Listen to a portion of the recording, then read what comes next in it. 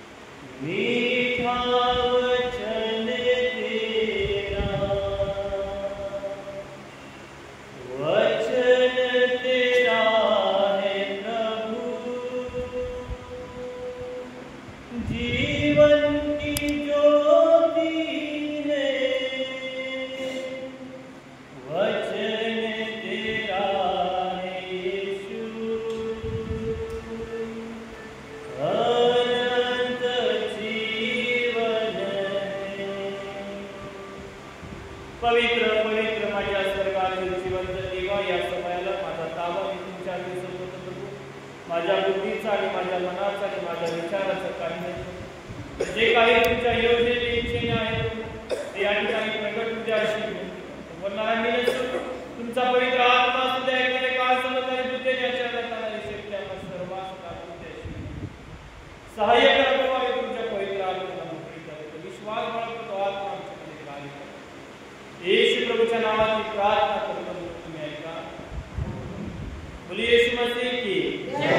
परमेश्वराच्या नावाला मी धन्यवाद देतो. आज सर्वात प्रथम पहिल्यांदाच आपल्या मंडळीमध्ये देवाच्या वचनातून बोलण्याची संधी मिळाली आणि आजचा जो आपण चर्च ऑफ नॉर्थ इंडियाच्या अनुमानानुसार जर आपण बघितलं तर जे शास्त्र भाग आपण वाचले त्या शास्त्र भागाची एक सांगड आहे, त्या शास्त्र भागाचा एक मेळ आहे आणि त्या मेळाचा एक विषय दिलेला आहे. आपण वाचला असेल उत्तर. तर काय विषय आहे की देव आपल्या अशक्तपणामध्ये आपल्यासोबत उभा आहे. काय विषय होता? देव आपल्या अशक्तपणामध्ये आपल्यासोबत. प्रियानो, ज्यावेळेस हे वचन आपण वाचले, शास्त्र भाग वाचले, त्यामध्ये देव आपल्या अशक्तपणात आपल्यासोबत उभा आहे याचा अर्थ काय आहे हे समजून घेण्यासाठी सर्वात प्रथम तुम्हाला तुमचं लक्ष हे अशक्तपणाकडे लावावं. मग ते अशक्तपण कोणतं आहे? तर ते अशक्तपण तुमचं शारीरिक अशक्तपण नाही, तुमच्या वयामुळे आलेलं तुमचं अशक्तपण नाही, तर तुमचं आध्यात्मिक अशक्तपण याकडे तुमचं लक्ष दे. वचनाचे शास्त्र लक्ष केंद्रित करा. आपला आध्यात्मिक अशक्तपण काय आहे आणि हे आध्यात्मिक अशक्तपण का बरं आलेलं आहे याकडे आपण आपलं लक्ष केंद्रित करणार आहोत आणि नक्कीच त्यातून देव आपलं आध्यात्मिक अशक्तपण दूर करून एक नवीन सुरुवात करण्यासाठी आपल्याला सहाय्य करणार आहे. आणि म्हणूनच प्रियांनो, आपण पाहतो की आज या जगामध्ये दोन गोष्टी आहेत, एक मानवाची इच्छा, एक देवाची इच्छा. आणि या दोन इच्छांमध्ये आपण विश्वास करत असताना देवाची इच्छा माझ्यासाठी काय आहे हे समजून घेणं खूप गरजेचं आहे. आणि ज्यावेळेस देवाची इच्छा आपण समजून घेऊ तेव्हा आपल्या इच्छासोबत देवाची इच्छा जोडली जाते आणि आपलं जीवन परिपूर्णतेकडे जातं. आपलं आध्यात्मिक अशक्तपण काय आहे याकडे मी तुमचं लक्ष केंद्रित करणार आहे. आज आपण पाहतो सर्वात पहिली जर गोष्ट आपण पाहिली, मानवाची इच्छा काय. आज या ठिकाणी आपण बसलो आहोत. आज संडेची प्रार्थना झाल्यानंतर आपण लागणार आहोत, डेलीमध्ये आपण लागणार आहोत म्हणजे वाचू. मग त्यावेळेस काही ना काही इच्छा असते, विजन असतं, काहीतरी काम असतं आणि ते आपल्या दैनंदिन जीवनाच्या आरामामध्ये आपण चालायला सुरुवात करतो. पण याच्यामध्ये एक गोष्ट लक्षात घ्या, माझ्यासोबत माझी इच्छा आहे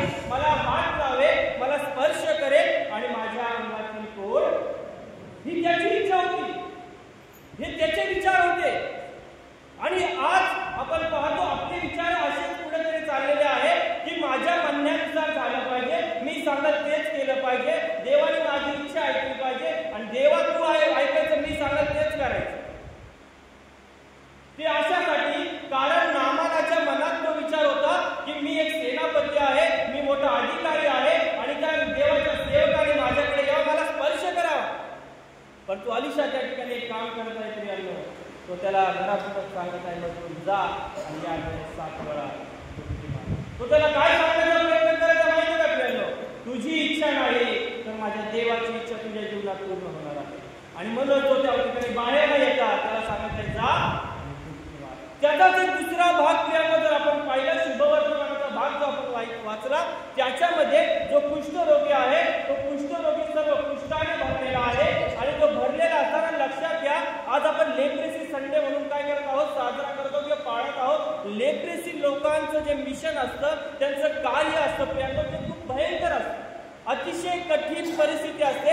आणि जुन्या करारात जर तुम्ही पाहिलं तर जे कुष्ठरोगी होते त्यांना एक स्थान होतं राहण्यासाठी. त्यांना समाजातून बाहेर ठेवलं जायचं. त्यांच्याकडे दुर्लक्ष असायचं, त्यांच्याकडे कोणी जात नसे. त्यांना आपल्या होतावर हात ठेवून अशुद्ध म्हणावं लागायचं. त्यांना सर्व काही गावाच्या बाहेर जाऊन करावं लागायचं. आपले आप्तजन सुद्धा त्यांच्यासोबत, त्यांचे जवळचे लोक होते ते सुद्धा त्यांच्यासोबत बोलत. परंतु अशा परिस्थितीमध्ये लक्षात घ्या, हे जे कुष्ठरोग होते याला काय समजलं जायचं का? देवाचा शाप. ज्यावेळेस मिरियाम आणि आरोन यांनी मोशे विरुद्ध जेव्हा बंड केलं, तेव्हा मोशे विरुद्ध कुरकुर केली, त्यावेळेस देवाचा कोप त्यांच्यावर भडकला आणि मिरियाम ही पूर्ण कोडाने भरली प्रियांनो. आणि त्याच ह्याला धरून हे जे सर्व लोक होते ते काय करत होते, त्याला शाप म्हटलं जात होतं, देवाचा क्रोध म्हटला जात होता. आणि त्यामुळे अशी लोक त्या गावाच्या बाहेर, छावणीच्या बाहेर राहत होती. त्यांच्याकडे दुर्लक्ष असायचं. समाजातली टाकलेली लोक होती, समाजात त्यांना कोणी विचारत नव्हतं. परंतु अशा परिस्थितीमध्ये प्रियांनो, ज्यावेळेस ख्रिस्त त्या ठिकाणाहून जात आहे, ख्रिस्त त्या ठिकाणी उभा आहे, आणि ज्यावेळेस ख्रिस्त त्या व्यक्तीजवळ गेला, त्यावेळेस तो व्यक्ती काय म्हणतात बघा प्रियांनो. आपण मार्क शुभवर्तमान याच्या पहिल्या अध्यायामध्ये 40व्या वचनामध्ये जेव्हा आपण वाचन करतो, त्या ठिकाणी तो जो कुष्ठरोगी आहे तो त्या ख्रिस्ताला म्हणत आहे की तुझी इच्छा असल्यास तू मला बरे कर. काय म्हणत आहे तो त्या ठिकाणी? तुझी इच्छा असेल तर. आता लक्षात घ्या, तो जो कुष्ठरोगी आहे तो अविश्वास दाखवत आहे. तो ख्रिस्ताला ओळखत नाही. तो ख्रिस्ताला ओळखत आहे, त्याचा ख्रिस्तावर विश्वास आहे. त्यांनी ऐकलेला आहे, ख्रिस्ताने मेलेले जिवंत केले आहे, ते लंगडे चालत आहे, आंधळे बघत आहे, त्याला सर्व काही माहिती आहे. परंतु ज्यावेळेस ख्रिस्त त्याच्याकडे गेलेला आहे, ख्रिस्त त्याच्यासमोर उभा आहे, त्यावेळेस तो ख्रिस्ताला म्हणत आहे, माझी इच्छा नाही तर तुझी इच्छेप्रमाणे माझ्या जीवनात घडते. आज तुमचा आणि माझा अध्यकर्तव्य आहे प्रियांनो, या जगिक जीवनामध्ये जगत असताना आपल्याला आपल्या इच्छेने नाही तर देवाच्या इच्छेने आपल्याला जगायचं आहे. जर तुम्ही संपूर्ण मार्क शुभवर्तमानाचा पूर्ण अध्याय जर वाचला तर त्या ठिकाणी तुम्हाला दिसेल येशूने कोणाला स्पर्श केला नाहीये प्रियांनो. पहिले त्यांनी जे त्या भूतग्रस्त होतं, दुष्ट आत्म्याने पिडलेलं होतं, त्याला घोषणा केली आणि सांगितलं की तू काय हो, ह्याच्यातून निघून जा. दुसरा आपण तापाने भरलेली पात्र जी सासू आहे पेत्राची, तिला त्यांनी काय केलेलं आहे, तापातून मुक्त केलं, बरं केलेलं आहे. परंतु ज्यावेळेस कुष्ठरोगी त्याच्याकडे गेलेला आहे, येशूने त्याला स्पर्श केला आहे. आज देव आपल्याला स्पर्श करण्यासाठी तयार आहे, पण त्याच्यासाठी सर्वात महत्वाची गोष्ट काय आहे तर देवाची इच्छा माझ्या जीवनात पूर्ण होणं गरजेचं आहे. माझा त्याचा एक भाग येतो किंवा त्याची एक पार्श्वभूमी जर आपण पाहिली तर देवाची इच्छा काय आहे, देवाची इच्छा माझ्यासाठी काय आहे. आपण वचन वाचतो, आपल्याला वचनातून मी बोध करणार आहे की रोमकरास पत्र याचा 12वा अध्याय आणि त्याचं 2रं वचन.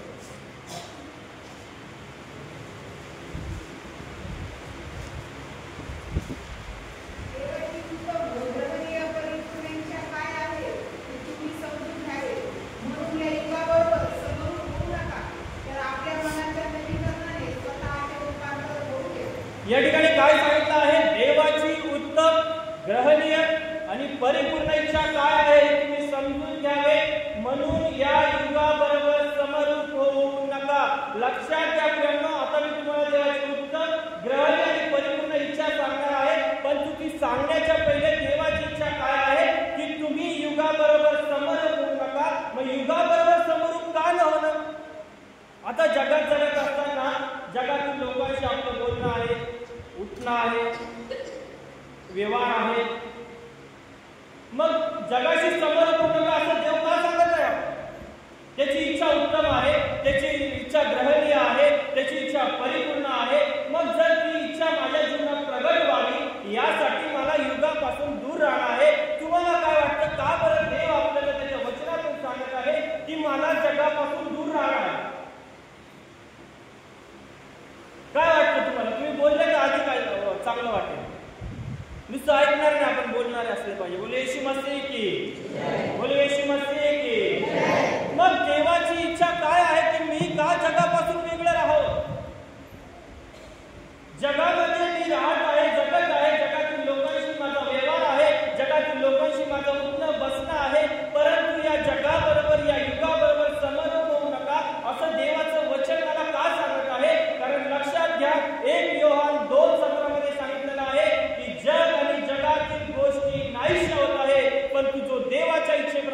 करतो तो सर्व काळ राहतो.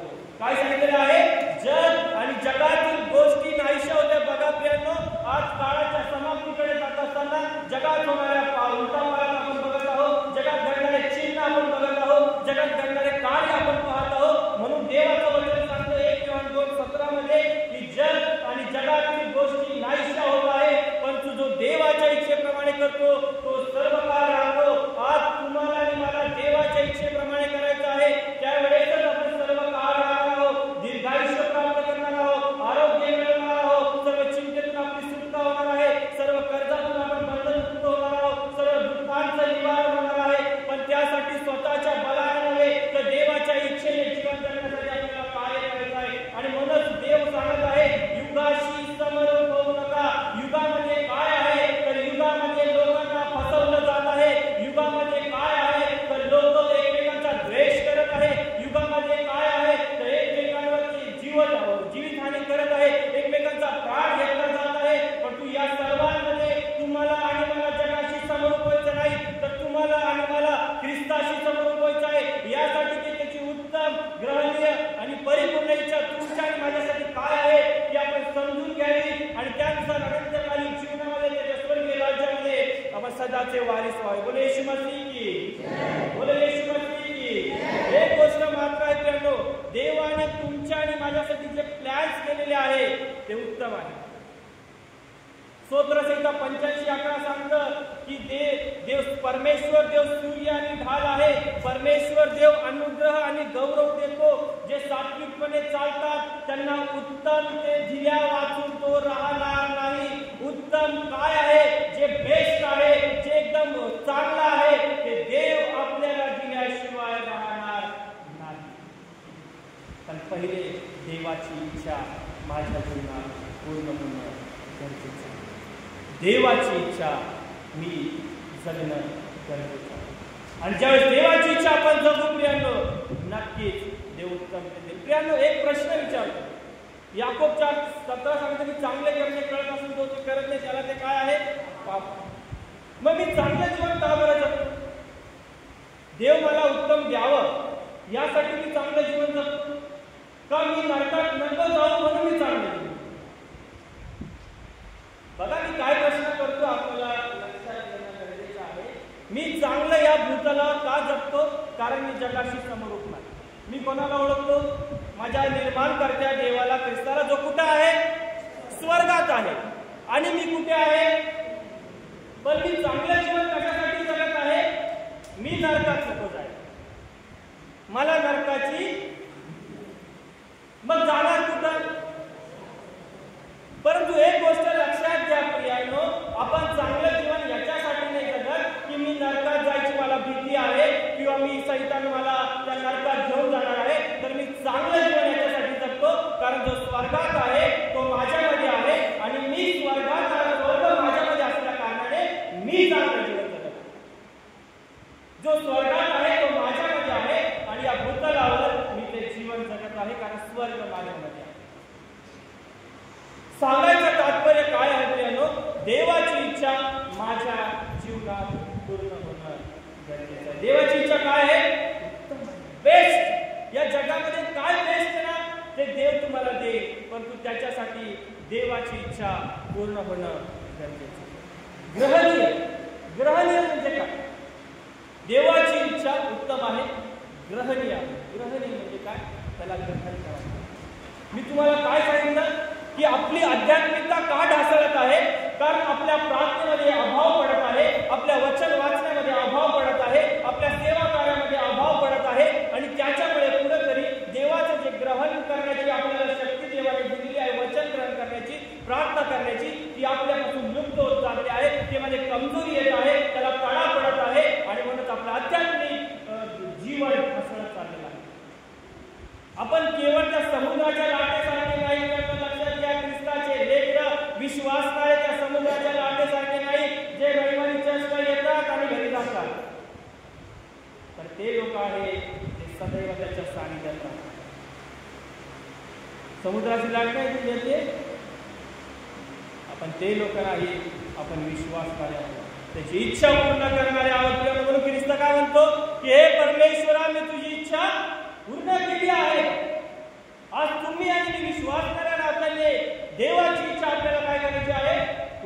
काय म्हणतो? तुझी इच्छा पूर्ण हो. येशू काय म्हणतो की माझी इच्छा आहे, तू बरा. आणि तत्क्षणी तो बरा झालेला आहे.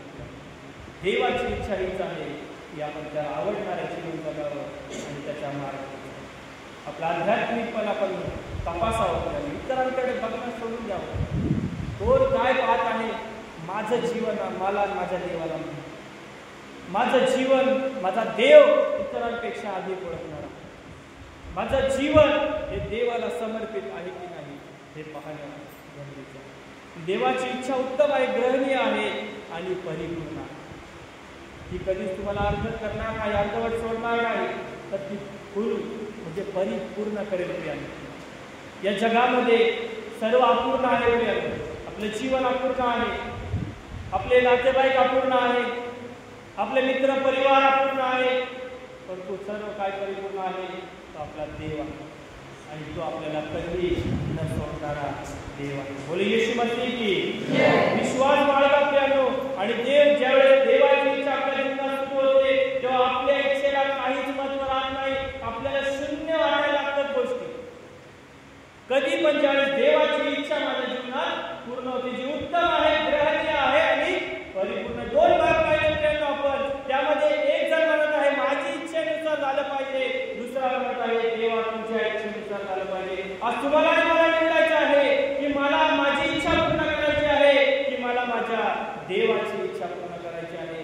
देवाची इच्छा हीच आहे की विश्वासणारे या नात्याने आपण त्याला आवडणारं जीवन जगावं, त्याची इच्छा पूर्ण करावी. आणि त्याची इच्छा हीच आहे की जशी आपणावर तशी आपल्या शेजाऱ्याला. यानो शेजाऱ्यामध्ये उदाहरण आठवलं म्हणून तुम्हाला सांगतो आणि मग आपण शेवटाकडे जाऊया. एक वैवाहिक कपल होतं आणि ते त्यांच्या दैनंदिन जीवनामध्ये जगत होतं. आणि जगत असताना त्यांचं डेली रुटीन असायचं. ज्यावेळेस त्या मिसेस त्यांचा नवरा ज्यावेळेस सकाळी उठून कामाला जायचे की त्यांचं ब्रेकफास्ट बनवायचे, डब्बा बनवायचे आणि त्यांची रुटीन चालू होती. आणि अचानक त्यांचा एक मित्र त्यांच्या घरी आला. जो मिस्टर होता त्यांचा मित्र त्यांच्या घरी आला आणि तो बी त्यांच्यामध्ये 2-4 दिवसासाठी राहण्यासाठी. आणि त्या राहत असताना त्यांच्यामध्ये जे डेली रुटीन त्यांचं चालू होतं. ती स्त्री उठायची, आपल्या मिस्टरांची मित्राचा डब्बा करायची आणि स्वतःचा डब्बा करायची, ब्रेकफास्ट करायची आणि कामाला जायची. पण कामाला जाण्यापूर्वी रोज गॅलरीत जाऊन झाडांना तिचं पाणी द्यायचं काम. 8 वाजता ती काय करायची? झाडांना पाणी द्यायची आणि पाणी दिल्यानंतर मग ती कामाला जात होती. आणि एक दिवस तो जो मित्र आलेला होता तो गॅलरीत बसला होता आणि त्या स्त्रीने डेलीच्या नित्यक्रमाने आपलं सर्व ब्रेकफास्ट बनवला, टिफिन बनवला, स्वतः ब्रेकफास्ट केला.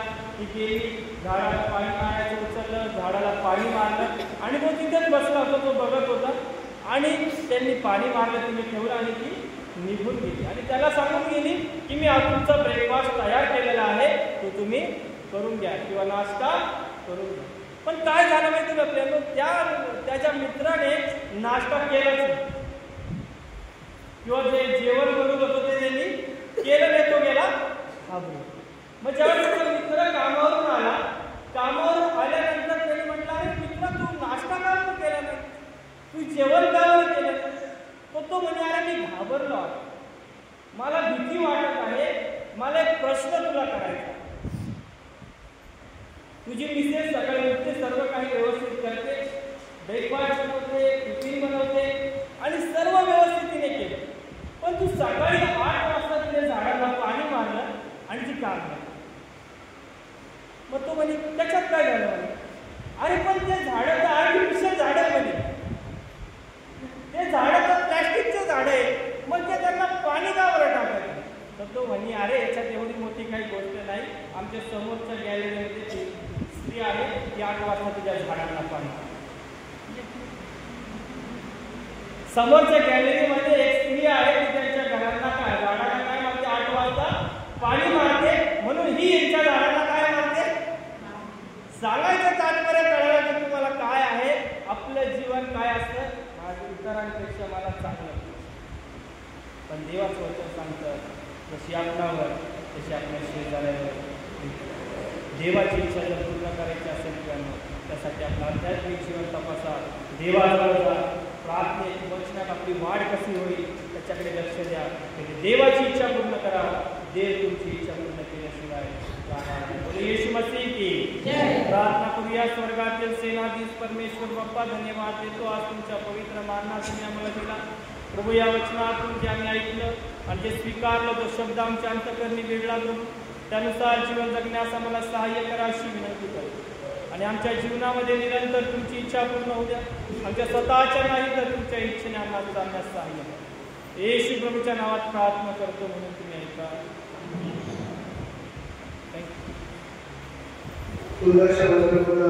धन्यवाद. परमेश्वराची इच्छा आपण जाणून घेणं गरजेचं आहे. आम्ही आमच्या इच्छेनुसार नव्हे, देवाच्या इच्छेनुसार ज्यावेळेस आम्ही वागतो किंवा देवाची इच्छा आम्ही जाणून घेतो तर निश्चित अर्थानं आमच्या जीवनामध्ये देव कार्य केल्याशिवाय राहत नाही. नामापुढे हा शारीरिक त्याला रोग होता, त्याचा रोग परमेश्वराने बरा केला, परंतु तो आध्यात्मिकरित्या तसाच तो रोगी राहिला. कारण ज्यावेळेस तो बरा झाला त्यावेळेस त्याने आदेशाला विनंती केली की आपला देव जिवंत देव आहे. त्याने मुखाने ते कबूल केलं, परंतु त्याने पुन्हा एकदा सांगितलं की मी रिमोट देवताच्या मंदिरात माझ्या घरापर्यंत ज्यावेळेस जाईल त्यावेळेस त्याला मी गमन करीन, एवढी मला आपण मोकळीकता द्या.